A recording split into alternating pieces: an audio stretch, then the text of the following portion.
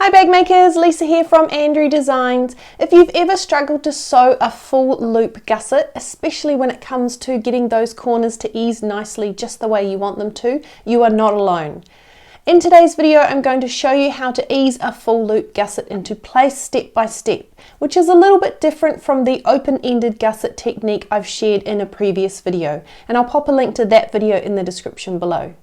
We'll cover how to align the gusset and base correctly, how to match your centre marks and straight edges, and I'll also share some of my favourite tips for getting smooth, even corners. If you've tried this before, or if it's something that's tripped you up in the past, let us know in the comments. We'd love to hear what works or doesn't for you. I'm also working on the Breeze Box toiletry caddy, so I'll pop a link to that pattern in the description as well. Let's go.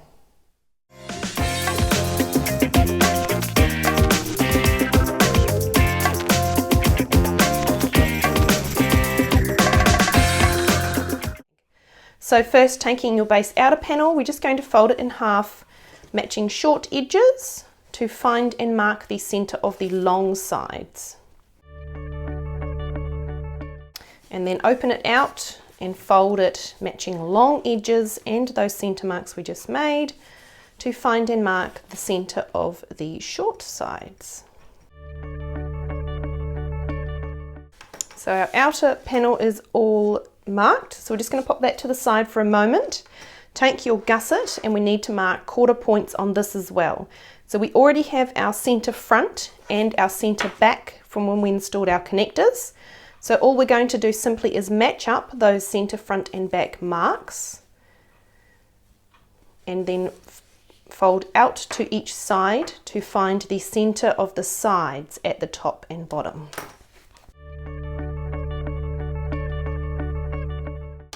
And same on the bottom.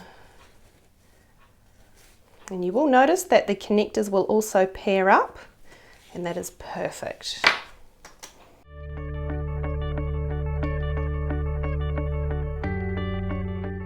Once you have your quarter points on your gusset and your quarter points on your base, it's time to pop them both together.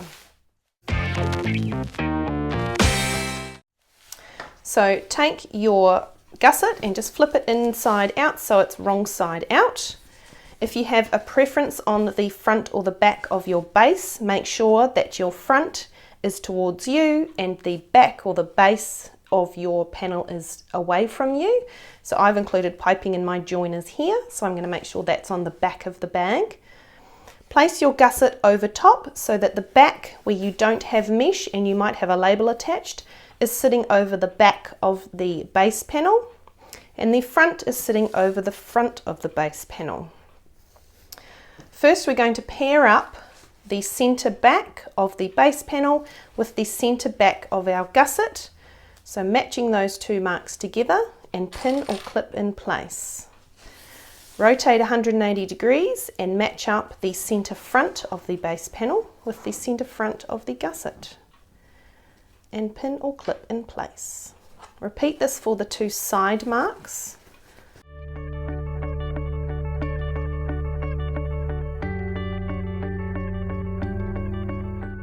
And from here, pin or clip the rest of the straight edges of the base in place. So that will be one pin or clip either side of the centre mark on the long edges.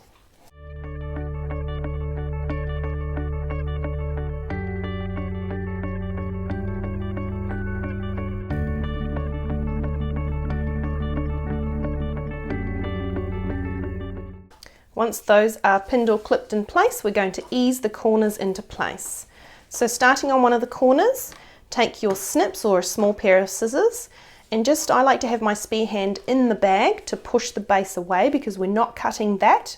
We're just going to make small snips into the bottom edge of the gusset to help it ease around the corner. You want to cut no more than about 1/4 of an inch deep, and I usually do them about 1/2 an inch apart. Right up and one over top of the connector if possible. From there, you should be able to hold the outer clips, and then using your fingers you can find the center and pull the gusset out to meet the raw edge of the base panel, and clip in place. One pin or clip either side, making sure those raw edges meet nice and tidily. And that first corner is ready to stitch. So repeat that same process for the other 3 corners of your bag.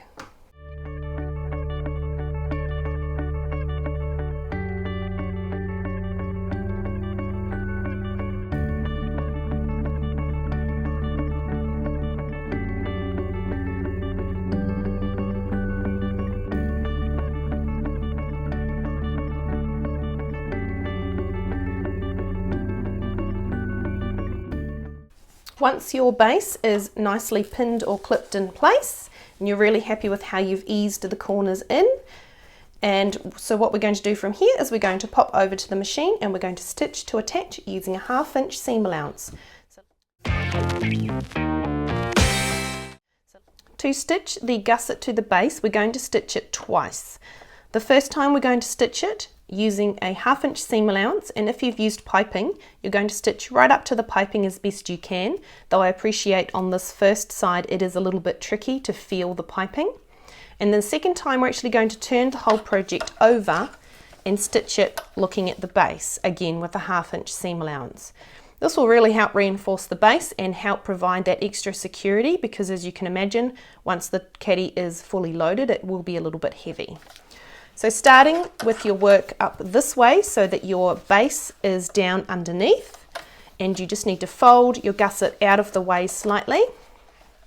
I'm using piping, so I've got my zipper foot attached, and I'm just going to guesstimate where I think the piping is. Make sure you've got your needle set to the needle down position and a normal stitch length of about 2 to 2.5 millimeters. And if you follow my piping method, then you'll have a different color thread in for the bobbin. All we're going to do is make a few stitches to start off, reinforce by reversing backwards, and then we're going to stitch around the outer base using a 1/2 inch seam allowance.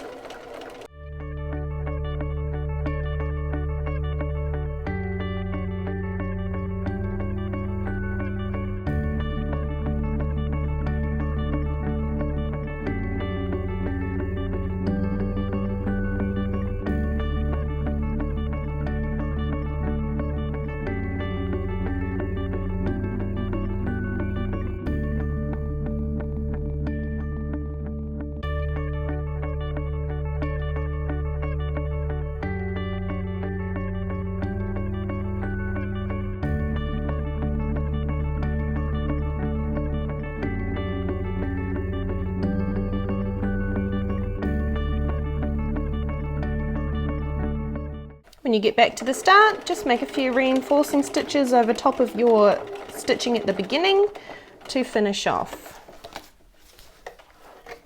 And that's the first row stitched. So from here, I'm just going to quickly change my bobbin thread back to the orange, and then we're going to stitch a second row, having our panel flipped over to the other side. Okay, so to stitch our second row to really reinforce this base, make sure you've turned your work over so you're now looking at the wrong side of the base panel and your gusset is underneath. Just working it under your foot. Again, make sure your needle is set to the needle down position, and if you haven't included piping, you're again stitching with a 1/2 inch seam allowance over top of the stitching you just made. If you are including piping, this is the row to really tidy up that join and stitch right up over top of the stitching you made when you first attached your piping. Make sure you reinforce at the start and then work your way around the base.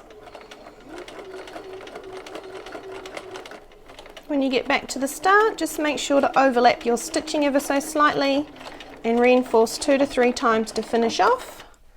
And then the second row is done and your outer base is attached. So let's pop back to our work surface and we'll trim up this seam.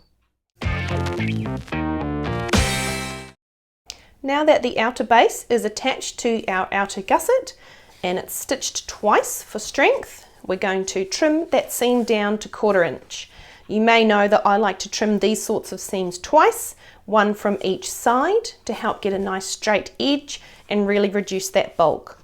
So I just work around with my rotary cutter, however you can use scissors if you prefer, and just eyeball a 1/4 inch seam and trim off that excess fabric.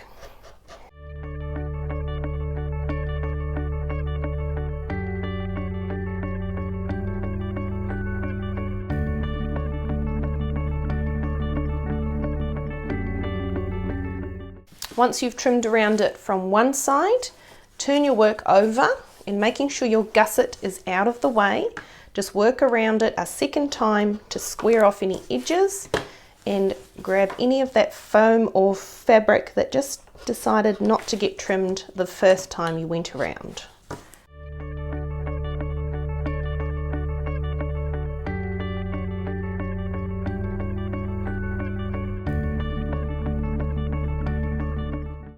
From here we can turn our outer bag, right side out, have a look at our gorgeous handiwork and give that bottom seam that we've just created a really good finger press all the way around to help the seam sit where it's supposed to.